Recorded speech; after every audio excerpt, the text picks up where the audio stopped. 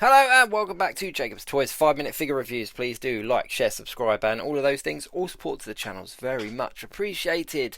The clock has already started and in this video we are taking a look at the deluxe X-Men 60th anniversary, the Blob. Now this has been a hugely anticipated figure because we've not had him since the Build-A-Figure days way back in 2007. He is one that so many collectors have been chasing after to complete some of their Brotherhood of Evil Mutant setups.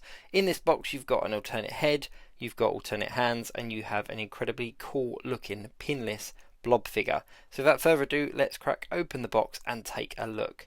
Now I have to admit, I have never had a fully complete blob in my collection. I got quite a few of the Build-A-Figure pieces. He became really high priced on the aftermarket. The pieces were going for stupid money as well, and I just thought, you know what, I gave up and I just kind of made my own. I actually used a doll's head for the belly and I had a great fun making it. It was quite a cool one. You can check it out on my Instagram, but it pales in comparison to this official deluxe figure. Now in regards to his costume, I'm not 100% sure where this is from.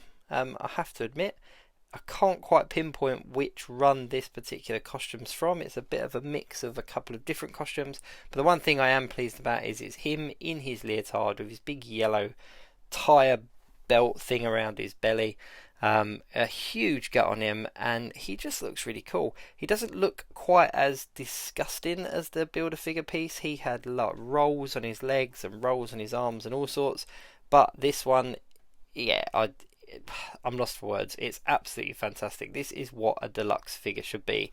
A completely new sculpt, a completely new character, just something that, I don't know, just as a Build-A-Figure, if I was putting this together as a Build-A-Figure, it looks more than a Build-A-Figure, if that makes sense. If you're an X-Men collector, it is 100% worth picking up.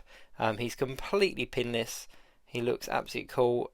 There's only one point of articulation in the knees and the elbows though, which does surprise me, but I'm assuming they probably sacrificed that for the aesthetics of the look. Now this is a really cool feature we saw when they revealed him, and he's got this kind of mid-chest sort of swivel. The head goes up and down so that you can hide those chins, and when you do put his head up he doesn't lose any of the aesthetics, any of the look. The only time you see joins is when you put the arms up like this, but if you fold them in a little bit they do disappear.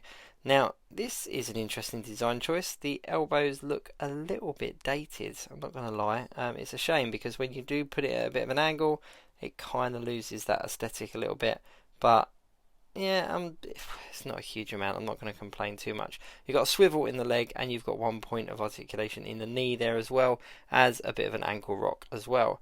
Now again, when you bend the knees it loses a little bit of that aesthetic, so I think he's kind of made to sort of stand upright because then his legs just look ginormous and there's all the folds and everything. There's really nice detailing as well. I don't know if you can see in this video, but there's kind of like blotches in his skin, all over him, all over his face, all over his arms, his hands, his legs. It's just really nice. I'm really loving this head. I think this is really good for displays, for action figure photography, etc. You can really get some good articulation in that head, and this alternate head, this kind of angry head, looks like he's, you know, about to eat someone, or at least about to fight someone. So yeah, it's great to have two completely different looks, and just a simple change in that head makes the figure look completely different. This is the kind of blob I remember, the kind of angry version of him, and with X-Men 97 on its way very soon to Disney Plus, this is obviously going to be a character that if he appears on the screen people are going to be calling out for.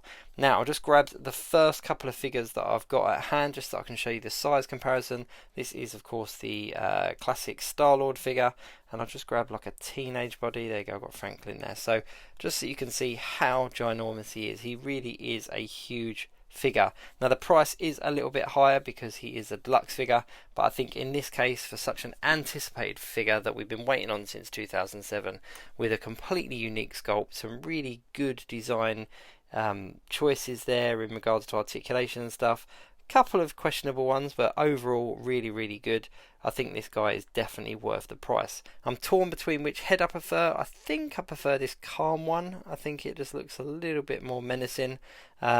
than the angry screaming one, but I don't know, I'm not sure. But all in all, he is a fantastic looking figure and well worth picking up. Get him while you can, because I'm pretty sure he is not going to stay on the shelves very long. Thanks very much for watching. I will see you soon.